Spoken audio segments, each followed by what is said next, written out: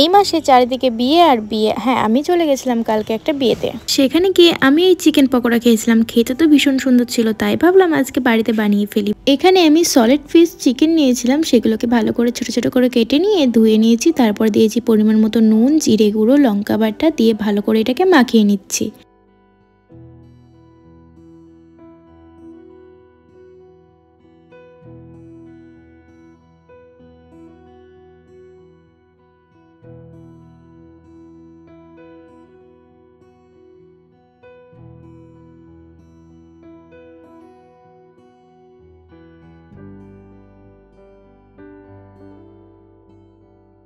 চিকেনগুলো কিন্তু আমার ভালো মতো মাখানো হয়ে গেছে। এবারে আমি নিচ্ছি এখানে চালের গুঁড়ো, যেটাকে আমরা বলি আর কি আতপ চাল। সেই চালের গুঁড়ো করে নিয়েছি। গুঁড়োটা নিয়ে ভালো করে চিকেনগুলোকে মাখিয়ে নিচ্ছি। কেউ যদি মনে করো যে এটা ময়দায় করবে তাহলে কিন্তু ভালো হবে না, এটা কিন্তু এই চালের গুঁড়ো দিয়ে করা ছিল ওখানে। আর ওটা কিন্তু খেতে বেশ মুচমুচে ছিল, হয়তো এই চালের গুঁড়োর জন্য।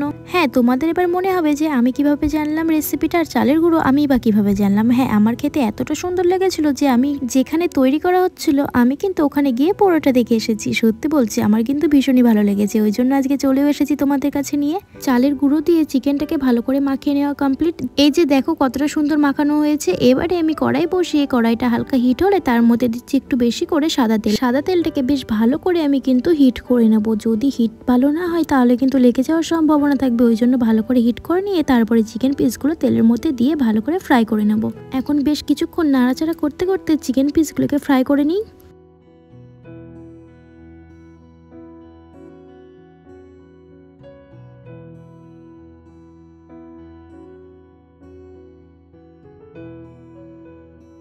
এপিট ওপিট ভালো করে কিন্তু আমি সব চিকেনগুলোকে ভালো করে ফ্রাই করে নিয়েছি। ফ্রাই করা কিন্তু রেডি। তো আমার তো ফাইনালি রেডি হয়ে গেল চিকেন পকোড়া। এই পকোড়া কিন্তু সত্যি বলছি পুরো অন্যরকম। তোমরা একবার করে দেখো, বাড়িতে বুঝতে পারবে। আমার তো ভীষণই ভালো লেগেছিল। তোমরা বাড়িতে করে দেখবে, দেখে আমাকে কমেন্টে জানাবে কেমন হয়েছে। টাটা।